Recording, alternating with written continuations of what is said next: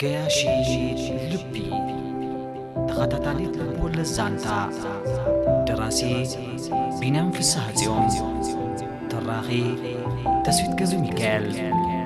مبل سلاسان حدن كفال أقاطع مدانا بكالاتي نمبر حج مدوير لي مخنيات أتا تصحف كي تصحفتي أمدك أسيا كوينة كفيتين ببا مهلاوي كحبرك أسلس جلوخي حبرتا أنا دا تستزارب كيو زربا كلام كوينو أبلبي مسافر أمينكي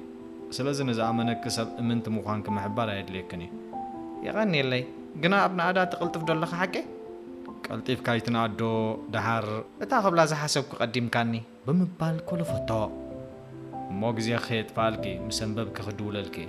تفاني وا موبايلو عطوة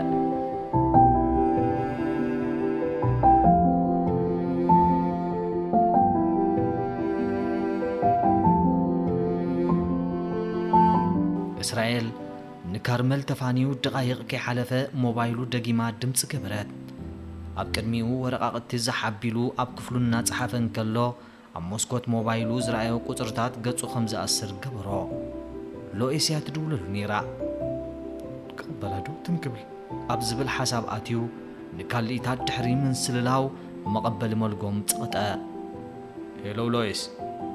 أنت اللي خديغي أنصار وشتون سمعتون تزاربا أنا دار لخو نسقاي خازي اللخا سلاز تفا أكايد هاي كاخ قبرز دول زلخو صراحة كم يالو سمعتا تحب أيك علتن أبي ميليك زبلا أوشت أحمق سمعت فتيرو بسمعت كتزارب كسيبوا نبرا حكي يا أبي ميليك نابكالوت كخيد من قد خفتو لي بلي دما بلتان نفسا صراحة دهاني لويس عفتي كاب سكفتا غير حقي ملسلا ጨሪሻ ዝረሓቐቶን ብኡቢላ ዝኸደትሉ ይመስሎ ስለ ዝነበረ ንኣምላኹ ኣመስጊኑ ከይወድአያ ደው ኢላትሉ ምኽንያት መደወሊኣ እኳ እንተዘይፈለጠ ክትምለሶም መንገዲ ትፀርግ ከይትህሉ ግና ስግኣት ነይርዎ እንታይ ዳ ዝጠፍአ ሰብ ኣይትደሊ እንዲኻ ኣንተ ታገብር ኢልከኒ ኣኺ እቲ ስራሕና ትፈልጥዮ ኣኺ ደራሲ ሓንሳብ ኣድህቡ ኣብ ወረቐት እንተገይሩ ዋላ ፈጣሪ ብልዕልዩ ከም ዘሎ ይዝክርኒ ፈጣሪ ዳ ኣብ ልዕልና ጥራይ ድዩ ዘሎ ሎኢስ ብኣስተሓቃር ተዛረበት ኣብዛ ሃለወ ይሃሉ ናቱ ዘዛርብ ኣይኮነን ኣነ ግና ብዛዕባ ምዝካርን ዘይምዝካርን የዛርብ ዘለኹ ናብ መደወሊ ምኽንያት ክንተኣተናይ ሓይሽን ሎይስ ቁጣዕኡ ክግንፍል እናድለየ ሓተታ ኣነ ደዋሊት እንከለኹ ንስኻ ተሃዊኽካ በለቶ ድምፃ ክሰምዕ ከም ዘይደሊ ዝሕብር መልእኽቱ ቅጭና ምፃላ ንብፃይካ ካብ ነብስኻ ፍቅሮ እዩ ዝብል መፅሓፍ ከምኡ ስለ ዝኾነ ገንዘብ ክንብላሽ እንተጠፈ ንዓይውን ይሕመኒ كحليلك زلنا مسلني بباجا ملسلا يغني اللي كاكسان لعلا مسكينة دلي كانيرة أبيك رغبة كاخل بلطو وشت أنا يتسعرنت منفس إنها تسمعه نعيدا أبزغونة قديف كابز زيت بلان تسرائيل انت دي بدي لك أبحم ما كازو عالكو سبدي أبسميت أتوات حنقنق إلاون نبعات كسعرا دلي انتاي زروبي وديزي إسرائيل بتسمعو كبر ملسي سلازي تحقوسه كغرومرم تسمعه انتاي غيركني لكدي بأفكان تزيبلكا بتكبار كنت بلالخا زخونو خوينو تخبلكا زدل مستراخبنا من تخونل نعخا بزتعمك معل تغصرني أحصرتلو أبز دلخي يغن راخب نخدينا هذا نجار كزخاخرك زدلقنا كرم سامنتو قصيرك تاليم كن خمس نبركي ترسعي هجون كمو خي تجبري أقدم خطنك كدلي أب ساعات كدما ترخبي أنت دونجي خي كهد دافتنا كترخب نسلا زي دلخا دي ختم مخان زلخا كل فتا أنا غمي بالكون كي رخبك انت دلي من مخني زدليني مثلا نمركب كاتسقم تمثيلك تجاكي خاطر يخبلك كاز دلي مغنياتو مزفت ونادي خابو الناس تخ صبيكا خمس خلفلت كابو أي حلف زبل سمعت زحدر لويس بتزاور من قدي أبزخونه يكون أوان كترخبو خمزي تصقما حبرتا مصباح بجزاه تصبيكي بمبال تبلغ سمع تصنيلو تتصبيا هراي تشاو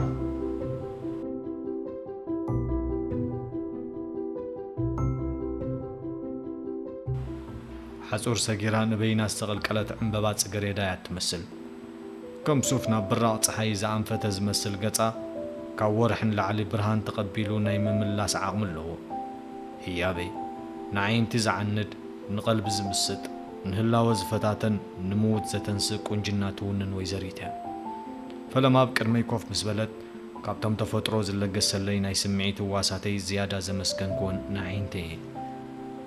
ዓይንስ እንኳዕ ዳ ተፈጠርካ ኢለመሪኽዮ ፈጣሪ ንዓይንትና ዝፈጠሮም ብልክዕ ቁንጅና ክነሰማቕረሎም ኢሉ እዩ ዝኸውን ኣማን ብኣማን ድማ ኣዒንትና መስኮት ናይ ህይወትና እዩ ብዘይ ኣዒንቲ ከም በዓል ህያበይ ንዝኣመሰላ ቆናጁ ጠሚትና ሓጎስ ንውሽጥና ክንምጡይ ንኽእልን ኢና ንህያብ ዘይረኣያ ኣዒንቲ ሙሉእ ብምሉእ ብዛዕባ ጽባቐ ክምስክራ ከም ዘይክእላ ሓቂ ብሓቂ ምስክር ኣለኹ ካርመል እስራኤል ንቁንጅናኣ መልኪቱ ዝፀሓፈ ጽሑፍ ኣብ ዓራታ ኮይና ከተንብብን ከላ ነቲ ናይ ፈለማ ዕላማ ረሲዓ ንእስራኤል ከተድንቕን ብሓጎስ ከተኽመስምስን ተራየት ድሕሪ ገለ ደቓይቕ ድማያ ናይ እስራኤል ናይ ኢድ ጽሑፍ ከተነጻጽር ከም ዝተበገሰት ትዝ በላ ካርመል ካብ ዓራት ወሪዳ ኮሞዲኖ ክትፍትሽን ከላ ሞባይላ ድምፂ ትገብር ነበረት እስራኤል ይድውለላ ምንባሩ ምስ ፈለጠት ተበጉሳ ኣቋሪፃ ብተሃዋኽ ሄሎ በለት ኣነ ኸኣ ክድውል ኢለ እንዴ እናሰሓቐ መለሰ እስራኤል ጽሕፍትኻ ኣንቢበያ ናይ ብሓቂ ድማ ንነገራት በቲ ዝግብኦም ከየጉደለ ዝገልጽ ደራሲ ኮንካ ይረኺበካ እንኳዕ ፈለጥኩ ኢለ ድማ ተሓቢነ በለት ሓጎሳ ኣብ ኣዘራርባኣን ነንጸባረቐት ፈቲኽያ በለ ናይ ሓጎስ ስምዒት ንውሽጡ ክውሕዝ እናተፈለጦ ንጽህና ዝመልኦ ኣቀራርባኣን ክፍቲ ምዃናን ኣዝዩ ባሂልዎ ነበረ ማዕረኽ እንዲ ዝግዳሰ ካብ ምንታይ ይብገስ ይኸውን ንነብሱ ሓተተ ንጽሑፈይ ስለ ዘድንቕ ድያ ዋላስ ንዓይ ስለ ዝፈተወት ዝብል ሕቶ ድማ ንጹር መልሲ ክረኽበሉ ኣይከኣለን ምፍታው ጥራይ በለቶ ናብ ዝተኸፍተ ኮሞዲኖ እናተመልከተት ኣብ ኢዳ ዝነበረት ናይ እስራኤል ጽሑፍ ኣቐዲሙ ምስ ዝመጻ ናይ ፍቕሪ ደብዳቤታት ኣነጻጺራ መደምደምታ ክትበጽሕ ተሃዊኻ ስለ ዝነበረት ፍርቁ ልባ ምስ እስራኤል ፍርቁ ድማ ምስ ደብዳቤታታ ነበረ በልዳሓን ሕደሪ ተፋነውዓ ካርመል ሞባይላ ድሕሪ ምዕጻዋ ፈጺማ ግዜ ኣየጥፍአትን ካብቲ ተኸፊቱ ዝነበረ ኮሞዲኖ ዝዓቀበቶ ደብዳቤታት ብምውጻእ ኣብ ኢዳ ምስ ዝነበረት ጽሕፍቲ ከተናጻጽሮም ጀመረት በቃ ንሱ እዩ ደምደመት ዝኾነ ይኹን ጥርጥራ ብዘይብሉ ስምዒት ኣብ ኢዳ ዝነበረት ጽሕፍቲ ምስቲ ዝዓቀበቶ ደብዳቤታት ምስ ኣነጻጸረቶ ኣብ ኣዋድቓ ፊደላት ፍልሊ ኣይረኸበትሉን ድፍረት ስኢኑ እምበር ብደብዳቤታት ንፍቕሪ ዝሓተን ዘሎ እስራኤል እዩ በለት ዳርጋ 99 ካብ ሚእቲ እናተኣማምነት ኣብ ዕላሉ ግና ፍሉይ ስምዒት ኣይረኣኹሉን እኳ ዳ ኣዝዩ ድፍረት ብዝመልኦ ኣገባብ ይዓሊልኒ ካርመል ንዕላል እስራኤል ምስ ዘከረት ሙሉእ ብምሉእ ክትተኣማመን ኣይከኣደትን ኣብ ኢዳ ካብ ዝነበረ ደብዳቤታት ንሓንቲ ኣተኪራ ጠመተታ ከይጸንሐት ድማ ካብ ክፍላ ወፂኣ ናብ መደቀሲ ሓፍታ ከደት ሜራብ ደቂስከ ዲኺ ማዕጾ ከይከፈተት ኣድመጸት ኣለኹ በለት ሜራብ ቅልጥፍ ኢላ ካርመል ማዕጾ ከፊታ ናብ መደቀሲ ሓፍታ ኣተወት ኣንቲ እዛ መጽሓፍ ክሳብ ሕጂ ወዳክያን ካርመል ኣቐዲማ ንዘንበበታ ናይ እስራኤል መጽሓፍ ሓፍታ ከተንብባ ምስ ጸንሓታ ብሓውሲ ነቐፌታ ሕርቃና ገለጸት ኣነ ኸምኡ እንዴ ዝጀመርክዎ መጽሓፍ ሓንሳብ እንተቐሚጠዮ ኣበይ ክዝክሮ ኢልክኒ ኢኺ ድሓን ዲኺ መዓስ ደኣት ኢኺ ኣርእሲ ቀየረት ኣቐድም ኣቢለ ሜራብ ሓፍተይ ዝብል መልሲ ድሕሪ መሃብ ኣብ ደንደስ ዓራት ተቐመጠት ካብዘን ሰለስተ ጽሑፋት ኣብ ኣዋድቓ ፊደላት ዝተፈለየት ትብልያስከ ውፅለይ ብምባል ናይ መወዳእታ ናይ እስራኤል ጽሕፍቲ ምስ ካልኦት ክልተ ደብዳቤታት ሓዊሳ ንሓብታ ሃበታ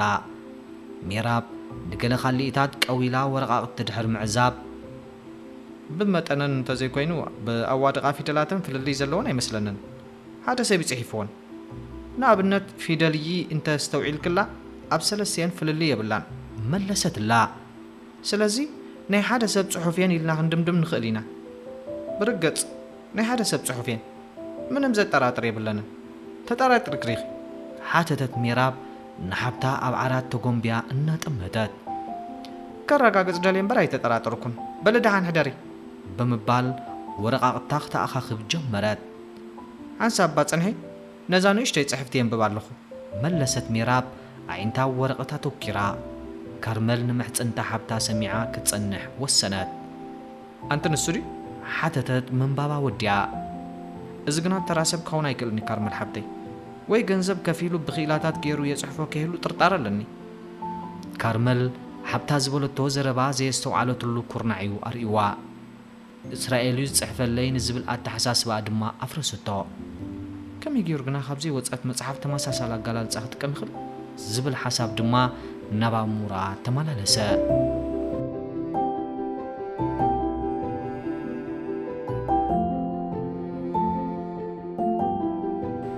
ዝጋረድዋ ደበና ጋሊሃ ዝወፀት ፀሓይ ንኖህ ብድሕሪኡ ዓሊባ ጽላሎቱ ንቕድሚኡ ከም ዝወድቕ ጌራ ነበረት ሰማይ ደበናን ፀሓይን እናተፈራረቓ ንዓይ ዝበሃላሉ ናይ መወዳደሪ ባይታ መሲሉ ነበረ ከም ውፅኢቱ መሬት ሓንሳብ ሰግለለት ሓንሳብ ድማ ፀሓያዊ ኩነታት ይረኣዩ ነበረ ኖህ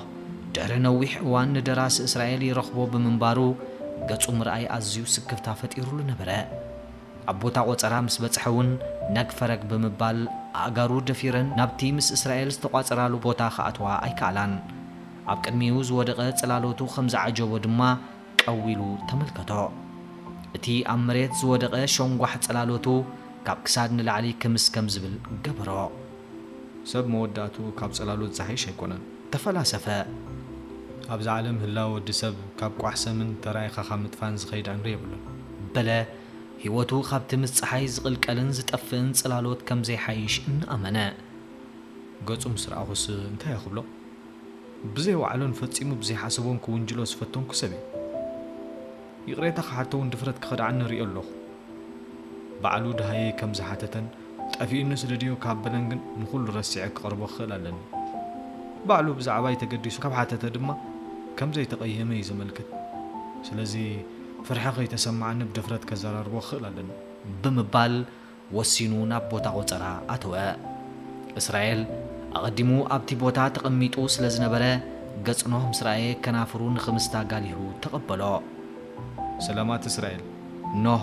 ፍሕሽው ኣቀባብላ ናይ እስራኤል ኣተባቢዕዎ ቀሪቡ ናይ ኢድ ሰላምታ ለገሰሎ ኣንታ ሰባይ ጉዳይካ ምስ ተሳለጥካ ስምበኣር ህልም ኢልካ ተጫረቐ እስራኤል ኢደይ ዝኾይኑ ተሪፉ ባናና ምስ ሃብካያ ቅራፍ ከም እትድርቤልካ ጓል በረኻ ኾንካ ኖህ እስራኤል ክምስምስ እናበለ ይዛረብ ብምንባሩ ካብ ልቡ ከም ዘይኮነ ኖህ ኣስተውዒሉ ብዓቕሊ ሰምዖ ሓቅኻ ኢኻ ዝግባአኒ ንቐፌታ እዩ ይቕረ ክብለካ ድማ የመፅእ ዘለኹ ኣብ ስክፍታ ተሸሚሙ ዝነበረ ኖህ ርእሱ ኣድኒኑ ምሕፅንቱ ኣቕረበ እንታይ ብይቕሬታ ናይ ቃላት ክሓልፈልካ ትጽበለኻ ሃንታ ኖህ ማዕረ ክንዱ ዲኻ ጎራሕ ብወጋዕ ሕብረካ ምሳሕ ዘይብሉ ይቕሬታ ፈጺመ ይቅበልኒ እስራኤል ኣብ መንጎ ክልቲኦም ዝነበረ ኩራ ከፍኩስ ዝከኣሎ ተጋድሎ ካየደ ሓሳብ ልቡ ሰሚሩ ድማ ኖህ እተን ዝደበና ኣስናኑ ከፊቱ ከኽመስምስ ጀመረ ይቕረ ጥራይ በለለይ እምበር ሓንቲ መዓልቲ ጥራይ ዘይኮነ ሓደ ሰሙን ሙሉእ እውን ከም ሰሓካ ቃል ይኹነኒ ኣብ ካልእ እምበር ኣብ ምሳሕ ድኻ ኣይኮንኩን ኣስናኑ ከይከፈተ ከም ተቐበሎ ሓበረ ከመይ ከቐኒኻ ናብ ካልኣቲና ምዉቕ ሰላምታ ይለገስኩልካን ካብ ጸቕጢ ስለ ተናገፈ ናብ ንቡር ሰላምታ ኣተወ ሰሙን ዳ ዛቆልዓ ዶርጊጽከያ ኾንካ እስራኤል ንዝቐረበሉ ሰላምታ ጎሲዩ ናብ ዘገድሶ ርእስቲ ኣተወ ዝተቐየረ ነገር የለን እስራኤል ሓወይ ከም ቀደመይ ብፍቕራ ሕመስ ብሕልሚ እብህርር ብሓሳብ ዝሳቐ ጥራየ ዘለኹ ኖህ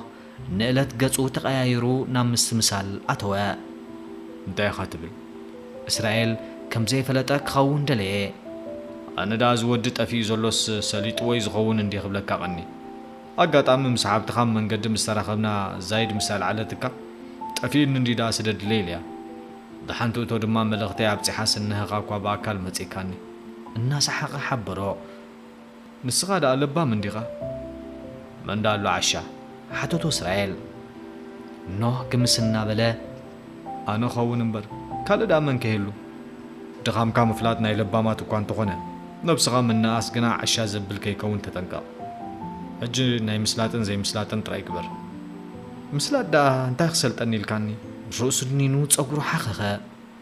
ናተይ ነገር መወዳእቱ እንታይ ከም ዝኾነ ኣይተፈልጠን ዘሎ እስራኤል ሓወይ ኣብዚ እንተኣተወ ምዕባለታት የለን ዲኻ ትብለኒ ዘለኻ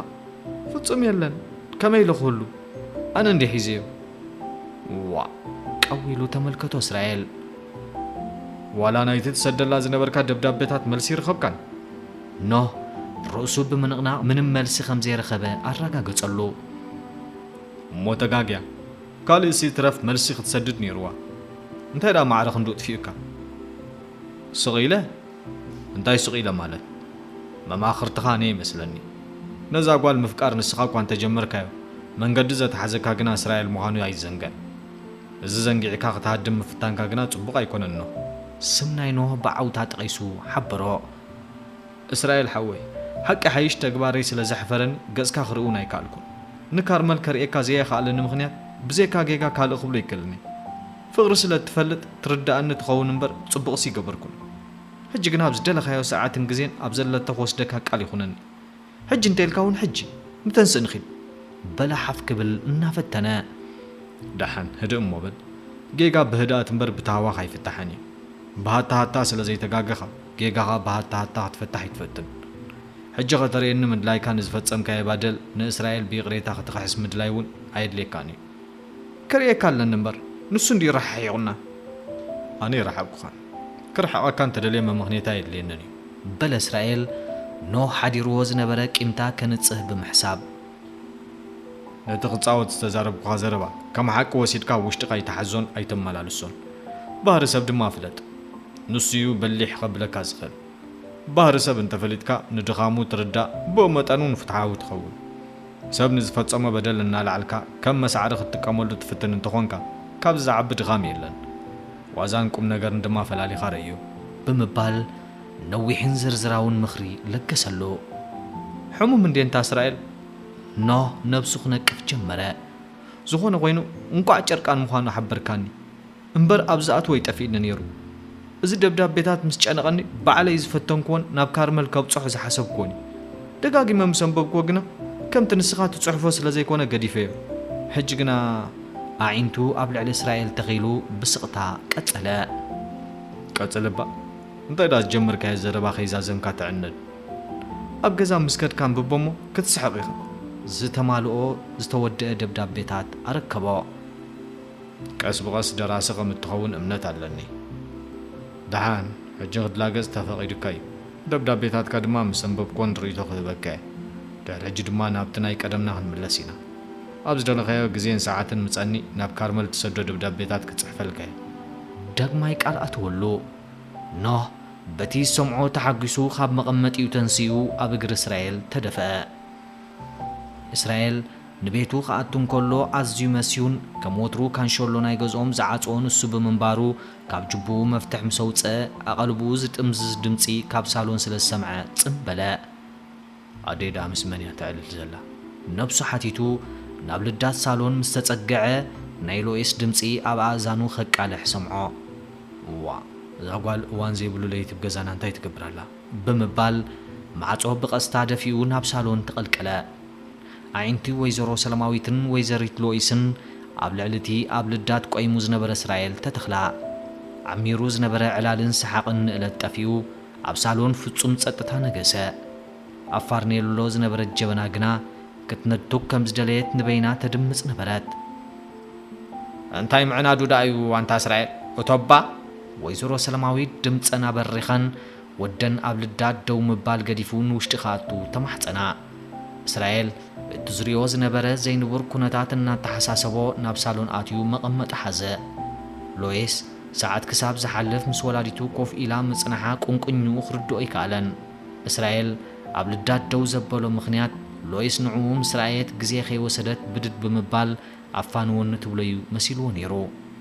كومو خيكونه مسترفغنا بشاقلو تحمسه زاغوال بغداينا مصيا مالتيو بمبال دما تصبيتو قصله نادي امينا سبعين تخيني ادما خطريا حرقانو غلصه كومنت زي تدلي كساب وان زي بليت بزغزاي مصنحتن ግምቱ ገለጸ كميام سيغن تمتم مسكونه نتي سفنه سقطان مسبار ድምጹ ስመዐ ወላዲቱ ንሰላምታው አጸፌታ ክህባን ከለዋ ሎይስ ግና ዓይንታ ጥራይ ብምዕራፍ ግብረ መልስ ሃበት እንታይ ዳ ዝخرخات መስል ወላዲቱ ሕቶ አቅረባ بتفطرن زتراين زاربا ولاديتين ናይ እስራኤል ስምዒት አንቢበን በምዝራበን ወደን ኣብ ሕፍረት ከም ዝሽመም ገበሮ ኣብ ዝዶኻ አንጸባሪቀዮ ብደጋ ሓሪቀ ስለ ዝመጻውኪ زيل لزانتا فطيرو كتعጻጸፍ ፈተነ ኣሕታምየይ ክውዳእ ኣለይ ዝሓበርኮ መጽሓፍቲ ይትረፍ ከጻፈለይ ዛጊቱን ስለዘይ ጀመሮ ኣዝዩ ሓሪቑኒ ስለዚ ተሓዛለይ ክማሻኽን ተሰምዐ መበል 31 ክፋል ተኸታታሊት ልቦለድ ዛንታ ገያሺት ልቢ በዚ ተዛዚማላ መበል 32 ክፋል ኣብ ዝቕጽል ተኸታተሉ